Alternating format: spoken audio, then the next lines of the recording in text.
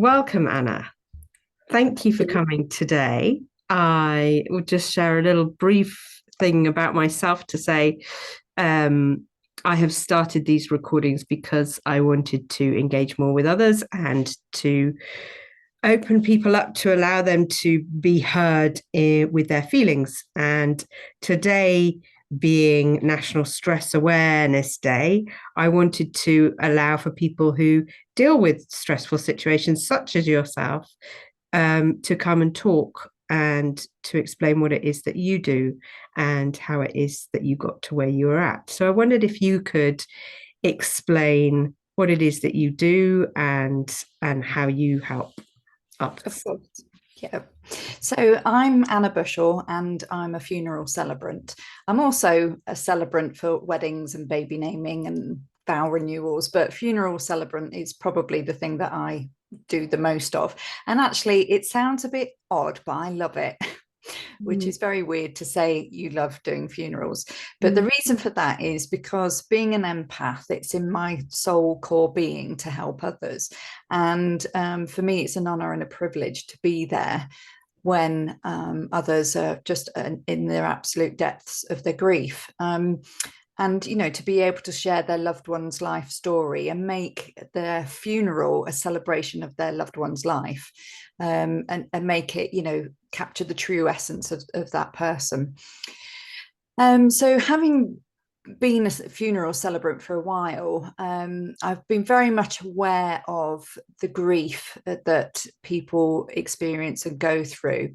And obviously being a woman myself, I appreciate that quite often as women, we are everything to everyone else, and our own self-care, our own support that we have in place for ourselves often gets like it's at the bottom of the list and gets doesn't even get attended to, and often we're too exhausted or feel overwhelmed to even begin to think about looking after ourselves, when the problem with that is, as we've all been told time and time again, if our cup is empty, we're not there to help others.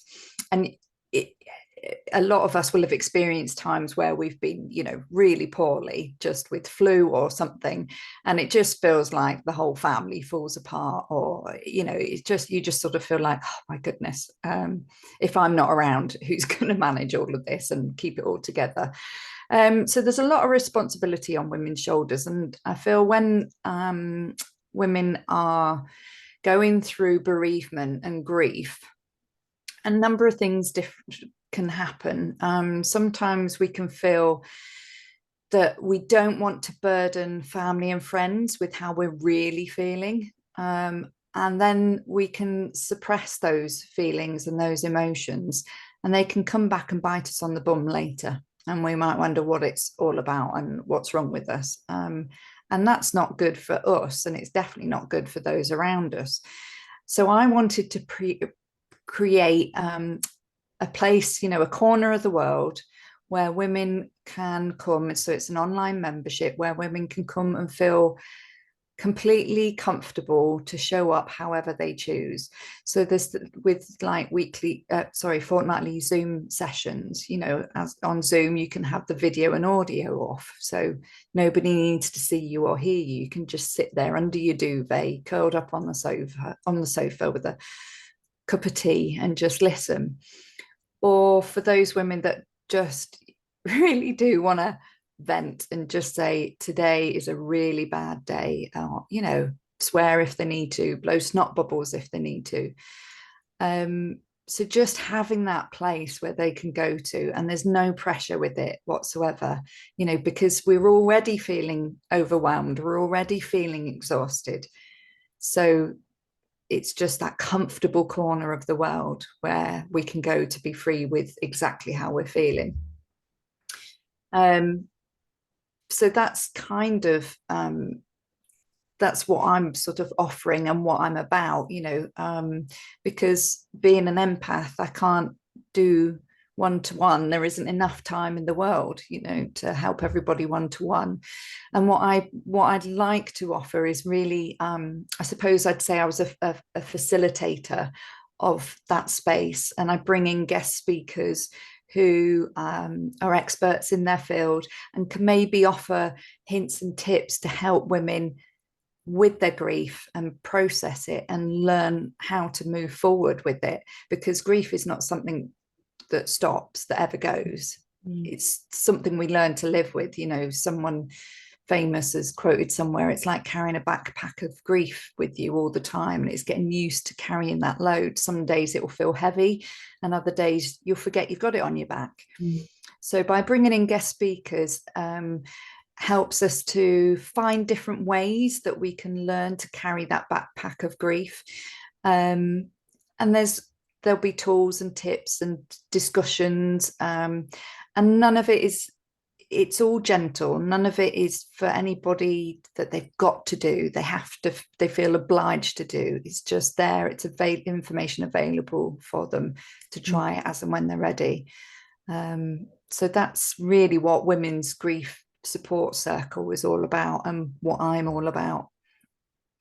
Brilliant. And I can tell this comes from a wealth of your own experience with grief.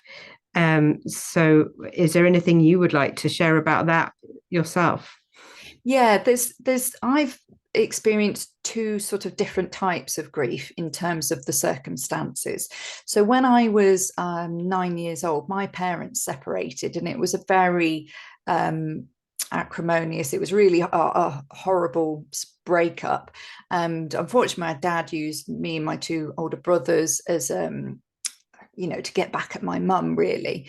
So what happened in a nutshell is my mum ended up moving to Yorkshire, and me and my brothers were in Devon, and I was not allowed to visit my mum in Yorkshire.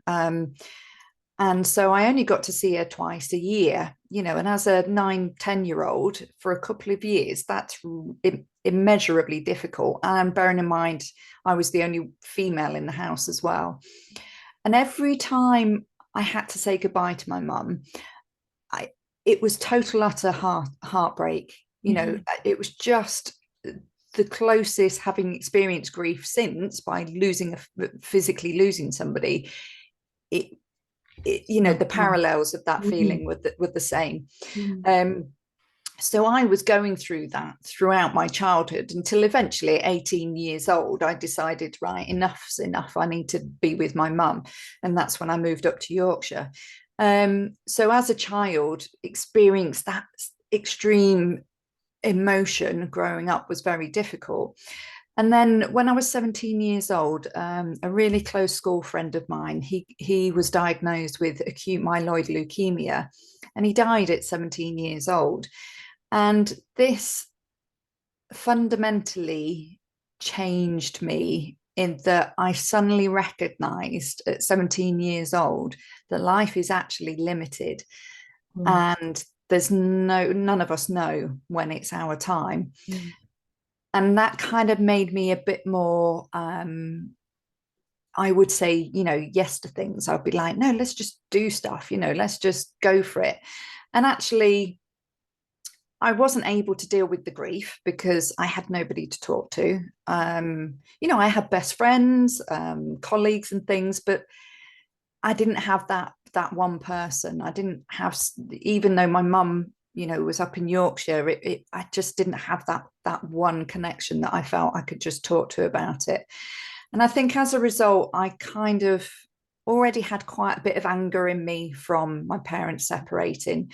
I had anger in me that Ricky was only 17 and was not getting the opportunity to live his life. And that resulted in me making some poor decisions because I wasn't dealing with all of this stuff. I got married at 21. I was divorced by the time I was 25. And, just numerous, countless other things that were just the wrong decisions. And it's really taken me years through reading self-help books. I've seen a psychotherapist, a counselor, I've done CBT, to peel back all of those layers and just work through all of that emotion. And at 47 years old, that's a long time Mm. to finally get to a point where you feel, okay, I'm all right with who I am now. I'm okay with it. Yeah, there's times where you have a relapse, but I have a much more wholesome view on death and dying and life and Yeah. living, and far more content with who I am as a person than I have ever been.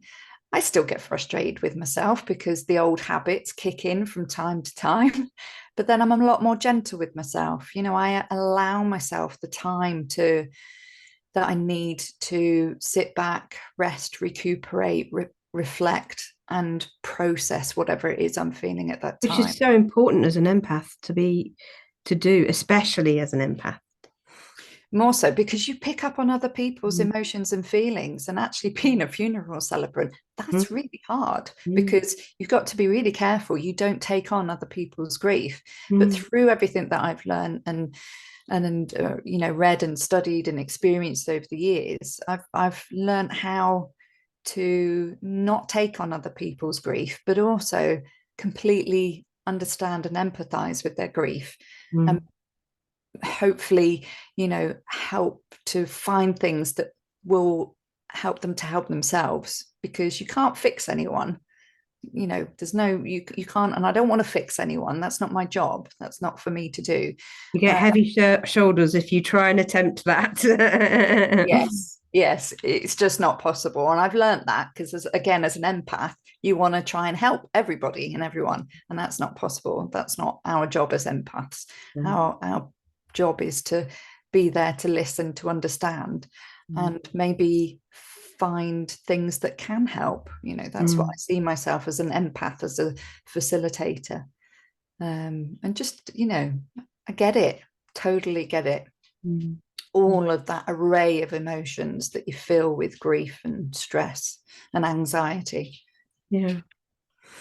Yeah, it's very kind of similar understandings that we have been through, and in our journeys. Mine was a lot later on in life that I lost my father.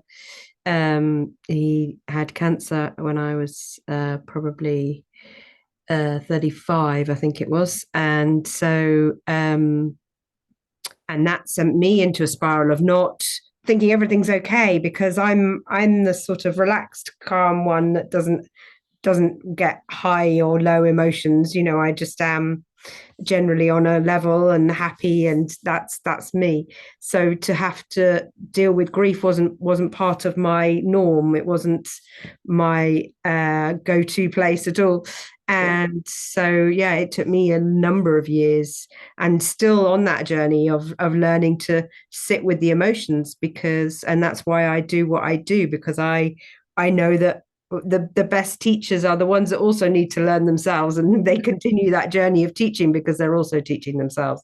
And it's Yeah. to acknowledge that inside, isn't it, to say, actually, none of us are perfect. We're all on a journey, we're all understanding where we're coming to, but also with grief, that you know, you can experience grief all your life, and it's It never very goes different. away. Exactly, and it's very, very different for each individual that you lose as well. The Yeah. feelings are so remote. I've lost both my parents now, and the feelings are different for both because my relationship was different for both. Yeah. So um and also I think there's a the first cut's the hardest in a way. So you Yeah. you know, that's the one that will hurt the more you begin to sort of grow in understanding, and it becomes easier to emote and easier to allow yourself to be there. So what have you been doing this all your life? Is this a new step that you're taking, or how long have you been involved in this one? Yeah, I mean, I'm still, I would still class myself as a newbie when it comes to being a funeral celebrant, and the membership is a new thing. So it's currently open to founding members at a special price. So that's really new. But I've always, the jobs that I've had in the past have been like business training jobs, or I used to be a swimming teacher. I used to teach babies and children to swim, and you know, I did that for over 12 years. So everything I've always done has always been working with people and helping and supporting people. You know, as I say, as an empath, it's just what I was put on this planet to do. And Yeah. being a funeral celebrant, it is a vocation. Although I call it work, it's not work at all. And I absolutely love it. It's just taken me a long time to get to it. But then, you know, I think actually that's right. I think I needed to go through everything that I've been through to get to this point, to understand, okay, you know, how to manage it, how to help people celebrate their loved one. And now the membership is just the next step, because women need so much support. And I think working together and supporting each other is the way to do it. And I've specifically chosen to support women only, because that's what feels right for me. And I think it's comfortable for women to have a women only space. That's not suggesting that there isn't anything that men can contribute. Of course they can, without a shadow of a doubt, but this is a women only space. You know, but we have hormones, emotions that we've got to deal with, and so much that we have to deal with. And I think women, we get that about each other, you know. I think women also are born into this world sort of to understand that it's okay to communicate, and men, yes, a bit more of a, maybe we're changing slowly over time, and it is changing, but it's been more, they have to just, you know, stiff up a lip and get on with it and cope with it, don't they? yeah, yeah. Women are, you know, nurturers, um but also we can be our own worst enemy. You know, we're great at giving advice and, you know, suggesting things, but taking our own advice is just sometimes really, really difficult. But then even just through talking, just articulating and expressing those thoughts and feelings, just doing that alone can sometimes be enough to help us just to get it out there and release it.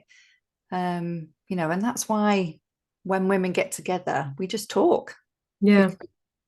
It's therapeutic for us. You know, we can talk about Yeah. all sorts of nonsense, and we could talk about everything. You know, when you've seen a girlfriend you've not seen for a while, and you end up talking about everything, literally everything, within an hour and a half, you know, and you still could carry on talking. It's and that's what it's about. It's just being together to support one another, not trying to fix, not judging, with zero judgment, just being there. Sounds beautiful. Sounds a lovely space to be a part of. So my question to you is, how far do you kind of travel for your work? Do you have to go far and wide to do what you do? Yeah, so as a funeral celebrant, I tend to be, what happens is that a funeral director will contact me and say, we're doing this funeral, these are the family's details, please go and visit them. So I'm obviously working with local funeral directors. Within, you know, it can be within a 10-20 mile radius, but then there will be some where I've done a funeral in Leicester, so I've had to go down to Leicester because the service has been down there. The family were local, but the service was in Leicester. I've had to do a service in Oldham, which is the other side of the Pennines for me. I'm in Huddersfield in Yorkshire. Sorry to give you context. You know, and if somebody asked me, I've got lots of friends in Devon, if they want me to do their service, then I would travel down to Devon to do their service. The great thing with Zoom is you can talk to people and find out about their loved one, you know, over Zoom. You could do it over the telephone. And when COVID happened, that's what we had to do. And then the online membership, Women's Grief Support Circle, is global. It's all online.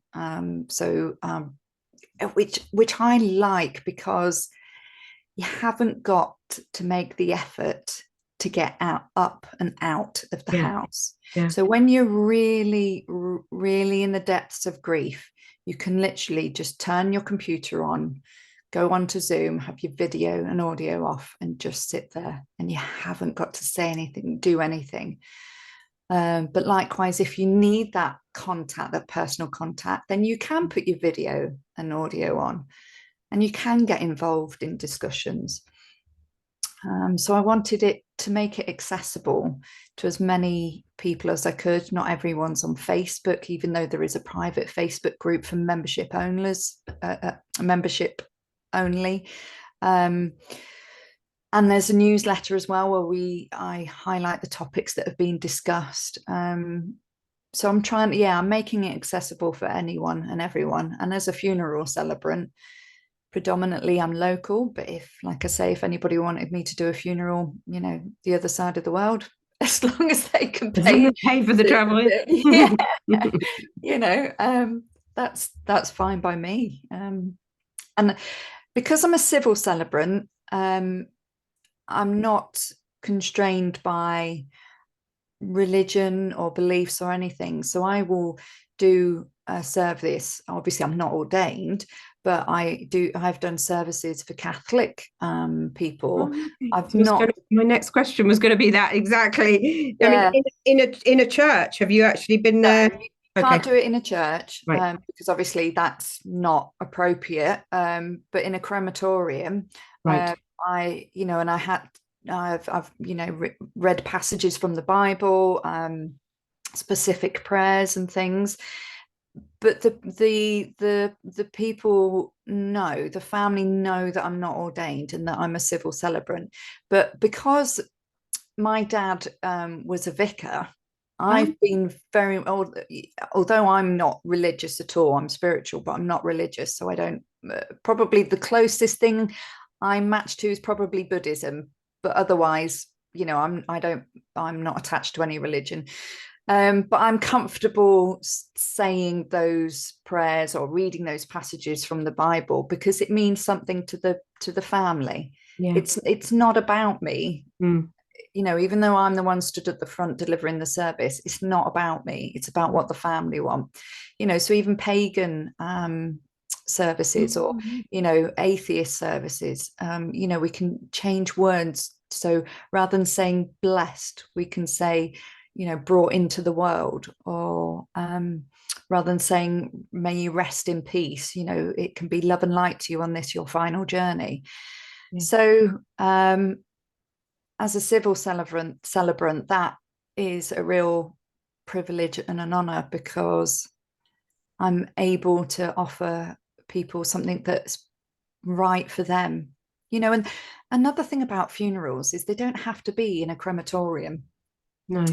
There are no laws. Obviously, you have to have the body disposed of properly, but the actual funeral itself can be anywhere. It can be in your back garden. It could be in your village hall, in a woodland, as long as you got permission from the landowner, and it can be for as long as you want. So near me, there's a place called Denroyd Farm, and they host weddings and events and things. And it's a converted barn. It's a big place, and it's beautiful inside. And I would like my funeral there, so I'll have my coffin at the front. I don't want any flowers because I'm allergic to flowers. They make me sneeze, so I don't want any flowers on the coffin. And I want to. It might freak people out, but if I know I'm going to die, I want to do a video and play that. Yeah. It might really be like say food. Yeah, exactly. I've got lots of ideas if I'm able to plan my funeral in a sense that I know it's going to be imminent, kind of thing. And I'd like something like Queen Don't Stop Me Now, I'm Having Such a Good Time to play, even if I'm 94, because it's a celebration, and I'm very much someone who doesn't take themselves seriously. I make a fool of myself. I'm very loving, kind and caring and compassionate, but I also believe in silliness and being daft. So there will be sentimental moments, but there'll be moments that make people laugh and just go, oh, my days, because that's the essence. That's what I want. But also I'm going to have the caveat to say to my family, look, if this is too much for you all, then just do whatever you want, because exactly. Well, it is, at the end of the day, it's for them, isn't it? So that's ultimately, that's who you have to respect as well, what they want, really, because as much as we like whatever we want, we won't be there to see it. So well, exactly, we may be there depending on your beliefs. And I'm easy with that as well, you know. And I say this to the families. I say, look, you know, don't feel bad if you want to put a particular piece of music in there. I've had Captain Pugwash's theme tune played, because, you know, you have to be careful though in a crematorium, because my father's favorite song was Smoke Gets in Your Eyes, but they wouldn't let us have it. It depends which crematorium you use, to be fair. If you get the right one, they're pretty good. And there's all sorts of inappropriate music choices that can be played, but it is, you're right, it is what the family want, because actually the whole point of a funeral is for the people who are grieving to carry out a physical act to allow them to start processing their grief. Because when you're in the immediate days of bereavement, your brain does not function. You know, you can't think straight. You forget how to use the kettle, you know, how to use the kettle, how to make a cup of tea. It feels like, why is the whole world carrying on when it should be stopped? That was how I felt. It was like, everyone's still going to shopping, you know, people are still doing normal things. And I was just like, why is this happening? My father's died, you know. That's how it felt to me. It is. It's a very surreal time. You know, it doesn't feel right. Nothing. It's very odd, very strange, and our brain doesn't function. And then, of course, you know, sleep deprivation kicks in, and that's never good either. And that, it is why we have a funeral. It's a physical act that we go through to help us to start to process that grief. And the challenge is not to stay stuck within that grief, within that sadness. It's absolutely right to allow it, to have it, to see it, to view it and feel it. But then it's how do we take that step forward? What if you don't want to take that step forward? What if you can't take that step forward? And that's where Women's Grief Support Circle comes in, to help in those moments. Sounds wonderful. And I wish you well with all of that, because I personally know a few people that are suffering with grief. A couple of it affects us all, doesn't it? But a couple who have lost people before their time, and much before their time, and so, you know, my heart really goes out to anyone. Not that there's any right or wrong way, but it does feel sometimes when, like my next door neighbor who was 92, when she passed, it felt like it was okay for her, it to be her time. Yes. But when someone's 23, it doesn't feel like it was the right time for them to go, and it feels unjust, and it doesn't feel fair. So you know, for those people, I feel I can feel the emotion coming up now, you know, that it just doesn't feel fair or right. So and everyone's grief, your grief is your own grief, you know, and everyone's grief is different. So for people, like, if you think that have been married for 70 odd years, and suddenly, you know, the husband's not there anymore, or their wife's not there anymore, and it's like, how do they live without that person? They don't know any other way of living. And then likewise, you know, tragedy strikes and somebody young goes, and you're like, what? Like you said, that's just not fair. How? So there's no one grief greater than another. And everybody's grief is different, and we all experience it in different ways. But sharing and being there for one another is actually what really makes the difference. I agree, because often I think people can, at the immediate passing, there's a lot of people around, and then life carries on, and then, that often for people, that's the point at which it's like, oh, now I haven't got the support structure in that I had at the beginning, and now I have to emote and feel these emotions which are heavy on you, really heavy.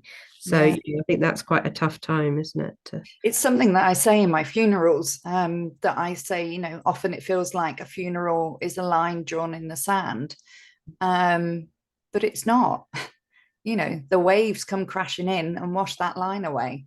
Mm. And that's grief. It washes over us in waves. We'll have days where we've realized perhaps we've not thought about them and feel bad for it. Or we've laughed and we thought, oh, we shouldn't be laughing. So yeah, it's difficult. It is really, really difficult. But also wonderfully rewarding to be able to support people in that time of need. So beautiful. Yeah, it is. It's a very precious thing to do. And I just feel this is what I was born to do. All the experience, all the struggles, everything that I've gone through my life has led me to this point. And I'm working from a place of love. I call myself a love warrior, a grief Lovely. facilitator and a love warrior, because Brilliant. for me love is always the answer. Beautiful. So I have one question to you, which I ask everybody on this in these chats, and it's a question that I get asked very often, and we often just give a standard answer to, because we're just sort of ingrained to not really speak our truth all the time because we don't want to burden another, or maybe we don't want to share with another at that point. But it's the simplest question of all. Is how are you and how are you feeling? And I give you that opportunity in this moment, if you would like, to be completely authentic with how you are feeling in this moment. Definitely. I wear my heart on my sleeve, which as an empath, I've been told over the years I'm too sensitive, and in a corporate world, you can't be like that and all the patriarchy that goes with it. But now I wear my heart on my sleeve. And at the moment, I am so overwhelmed. It is ridiculous. So, and it's the external things that are going on around. So you wouldn't think so, judging by everything that I've got on the walls behind me. But we're moving house on Friday, and today is Tuesday. But we've already got the keys to the cottage, so we're sort of gradually moving over. So Friday really is the big stuff. And we'll sleep over Friday at the cottage, but then we've got the rest of the weeks afterwards to move, the contents across. Okay. So that's a bit like, how do you eat an elephant? One bit at a time. I wouldn't recommend ever eating an elephant, though. They're too gorgeous. And my teenage son, he's 16, he's been poorly all of half term last week. Oh, poor thing. And so he's still struggling and trying to get on at college. And then my daughter, my 14-year-old, she's come down with it now, and she's struggled with school over the years, and normally we've had lots of difficulty trying to get her to go to school, and today she was in tears because she couldn't go to school because she was too poorly. Well, that's great in a way. Yeah. Yes. So and it's been very difficult, a really difficult year for us as a family, really difficult. We've had, the cost of living crisis has kicked in for us. My husband has gone through a burnout and a bit of a breakdown, really. And my health isn't great. I have a condition called Meniere's disease, and that fluctuates. I had a major operation this year to help that. And that's sort of fluctuating a bit. So really, the big stuff is all going on all around us. But as a family, we're absolutely solid. And I think that's all that matters. It's a big change for us all. But inside, because of the work because I take the time to help myself and to support myself and allow myself time to rest and recuperate and just breathe, it means I'm able to get through it. And I trust in the universe that it's got my back. I trust that I'm going to be okay. And it will be, because it always is. You know, everything I've gone through to this very day, I will be fine. I will be okay. And I'm here and I'm still breathing. And that's worth celebrating. Well done, you. After I've had a nap. Absolutely. Brilliant. Yeah. Thank you so much for sharing that today and being really authentic. And I can, your warmth just is screaming across the screen. So beautiful, really lovely to connect with you. Is there anything else that you would like to share before we go? My founding membership price is still available for anyone who would like to join Women's Grief Support Circle. The way to find it is through my Facebook page, Anna Bushel Celebrant. I think the tag is Anna Celebrant, and you'll find me. That's the way to do it. But if anybody wants advice on funerals, to plan their own funeral, anything really, just drop me a Facebook message. I'm always happy to help and support wherever I can. But it's been a real pleasure to be able to chat with you today and just share the path that I am on. It's been a real honor. Thank you for having me. Thank you very much. Really appreciate it. And I look forward to seeing you more in the group, Yes. or in our networking group. I'll be there. Take care.